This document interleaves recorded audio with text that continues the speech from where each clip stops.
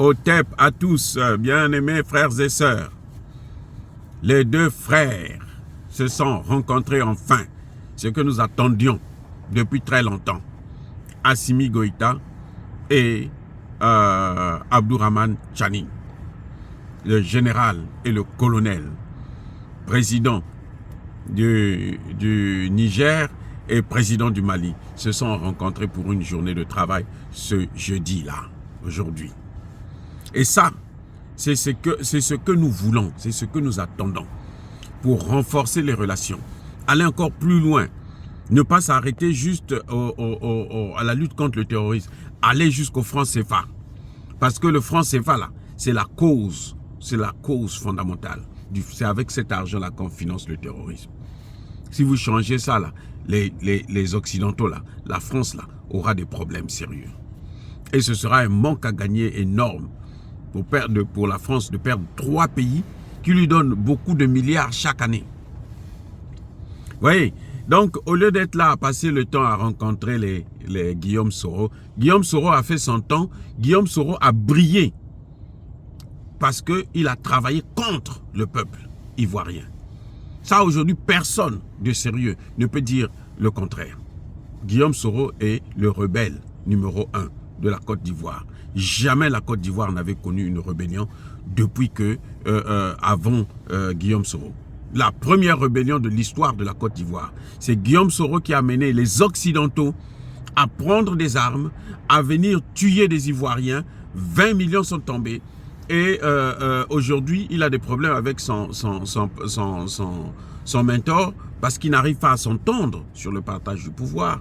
Et puis probablement qu'il est maintenant utilisé par les Américains qui aiment des gens comme ça, qui ont des dossiers lourds sur la tête. Comme ça, on peut les manipuler très, très facilement. Donc, ni Tchani, ni Traoré, ni Assimi Goïta, aucun d'eux n'a besoin de Guillaume Soro pour avoir le succès qu'ils ont déjà, pour être considérés comme des grands hommes d'État qui ont marqué l'histoire de l'Afrique. Guillaume Soro n'a pas marqué l'histoire de l'Afrique. Oui, peut-être dans le mauvais sens, oui. Dans les crimes contre l'humanité, dans les crimes de guerre, jusqu'à déporter un président de la République, Laurent Gbagbo, à La Haye. Guillaume Soro, le même là, qui disait Laurent Gbagbo, c'est un dictateur. Aujourd'hui, celui qui que lui, il a aidé à prendre le pouvoir, là, Alassane Ouattara, c'est le vrai dictateur et tueur. Bref, je crois que cette rencontre, elle est hautement symbolique. Elle est d'une importance capitale pour nous, en tant que panafricanistes. C'est ce que nous voulons, qu'ils puissent renforcer ces liens-là. Et j'espère que le Tchadien Kaka Déby va revenir à l'ordre, va comprendre la leçon et commencer à faire ce que le peuple tchadien attend de lui, ce que l'Afrique attend de lui. Parce que malheureusement, lui, il continue toujours à penser que le pouvoir se trouve en France, c'est la France qui doit décider de tout. Mais en tout cas, bref, pour le général Tchani et le colonel Assimi Goïta, nous sommes très heureux de savoir que les deux hommes se sont enfin rencontrés en tête-à-tête pour travailler sérieusement à continuer, parce que la guerre avec les Occidentaux ne fait que commencer. Et j'espère qu'ils ne vont pas parler de la démocratie, ils vont parler de sécurité, ils vont parler d'économie. Voilà ce qui est important pour nous. La démocratie n'a jamais développé un seul pays africain, qu'on le veuille ou non.